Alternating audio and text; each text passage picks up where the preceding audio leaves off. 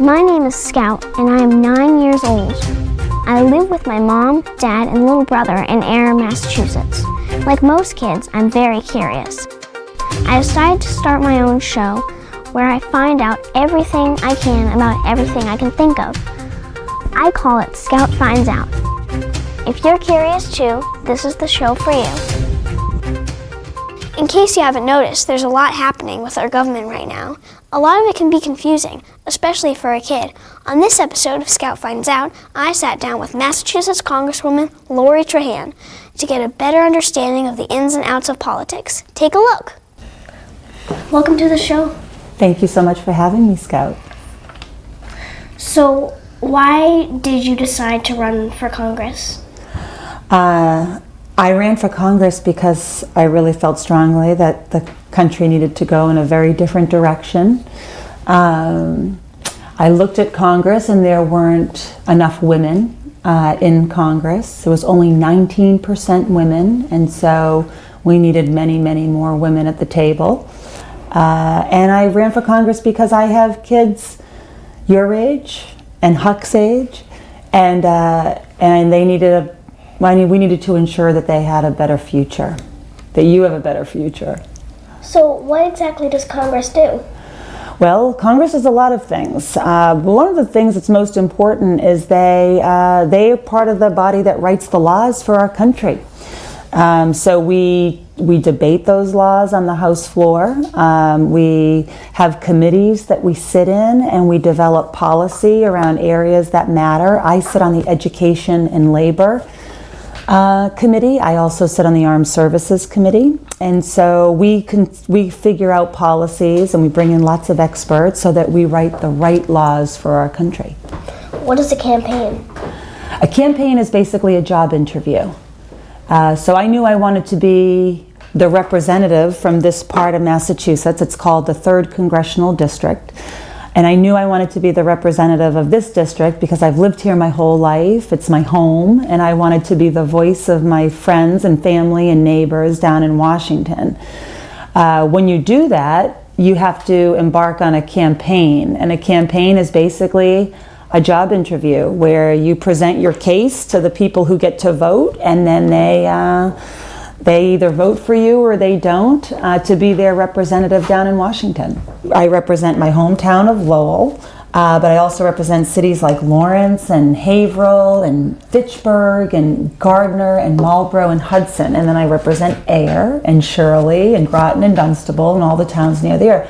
37 cities and towns total make up the district I represent. So I go down to Washington Monday through Thursday, and I work with all people like me who represent their homes, 435, and we work on making laws. What does a regular work day look like for you? Oh, it's very different every day. When I'm home in my district, I travel all over my district. I meet with people, I meet with maybe environmental groups who did some investigating and they think that there's a problem and they want me to look into it or be supportive of them. I meet with young people. I tell them about the importance of voting, registering to vote, and being involved in our democracy. I might meet with seniors to let them know that their Social Security or their retirement is safe and that I'm going to protect that. So when I'm in home, I travel all over the district and I have meetings. When I'm in Washington, I spend a fair amount of my time in big, huge committee rooms. People might be giving a hearing. We might bring experts in to learn from them. Other times we are writing legislation and we're debating that legislation and we pass that legislation. I take a lot of votes every year. I've already voted almost 265, maybe a little bit more than that, times on bills that I want to go to the Senate so the Senate can pass them and then they go to the President for signature. Are you planning to endorse anyone in the 2020 election? In the presidential campaign? I did. So I took office on January 3rd of this year. And in February, my good friend, Senator Elizabeth Warren, announced her presidential candidacy in Lawrence, Massachusetts, which is right in the middle of my district. So I grew up here in Lowell, but right up the Merrimack River is Lawrence, Massachusetts, which is a very cool, big city, and with a lot of meaning. She actually announced her campaign right in the middle of where the Bread and Roses strike was, which was a big, huge worker strike that was led by women who worked in mills, and they weren't treated all that great. And I got to stand on stage and talk about why I support Elizabeth and why I think she's going to be a great president of the United States. So yes, I did that months ago, and I've also traveled to other parts of the country to talk to folks about why I support her. I've met almost all of the main Democratic candidates running for president. That is remarkable. I bet you're probably the most informed 9-year-old in the country right now if you've met, because even though some people are reading about the candidates, very few get to meet all the candidates. But because you live so close to New Hampshire, all the candidates are there. So it's pretty cool that you got to meet them. Why are you in favor of impeachment? Because I think the president broke the law. And I think that Congress has an obligation to make sure that no one is above the law. Why did you and the other woman in the Congress wear white? So the night of the State of the Union. So this is the 100th anniversary of women having the right to vote. And a big part of women getting that right was the culmination, or it was called the suffragette movement. And there were women, very brave and courageous women, who fought for our equality, and they fought for us having the right to vote, and they wore white. And so as a salute to them, my colleagues and I, which, I'll tell you, I serve with 130 other women in the House of Representatives and the Senate. We call that the Congress. That's the most number of women ever to serve our country in the Congress. And so we wanted to show our gratitude and our respect to those women who got us there 100 years ago. So we wore white like them. What do you think is the most important issue to consider in the upcoming election? Well, there are a lot of issues for us to consider. I personally, the environment is a big issue right now that we've turned our back from, and with this president, he's caused our environment a lot of damage. And I think when I think about my 2 little girls, and I also have 3 older boys, I want to make sure that our environment is safe and healthy and protected. I think about our economy. I want to make sure that every family has access to a job and to a good education and to a better life for their family. And I think that's a big part of what we're hearing about on the debate stage, is making sure everyone has access to we call it the American dream. One issue that's very important to me is gun violence. Yeah. What are your thoughts on gun safety policies? Well, I probably should have given 3 reasons that I think this election is going to be about, because there is a lot of debate right now around what our gun policy needs to be. If I've been frustrated in my new job, it's because of this issue. We have a very, very simple bill that we passed right when we got elected, and it's making sure that everyone gets a background check. Nobody gets a gun that shouldn't have a gun. And it's pretty much a basic policy. I am supportive of many, many other things, from an assault weapons ban to red flag laws, which we won't get into all of that. But the very basic one, we passed the House of Representatives, and the Senate hasn't taken a vote on it.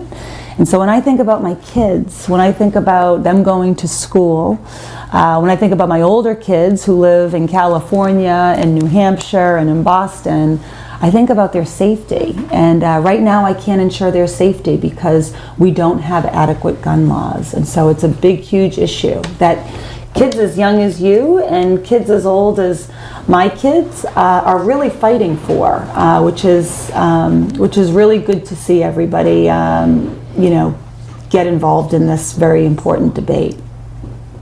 Does being a congressperson help the president?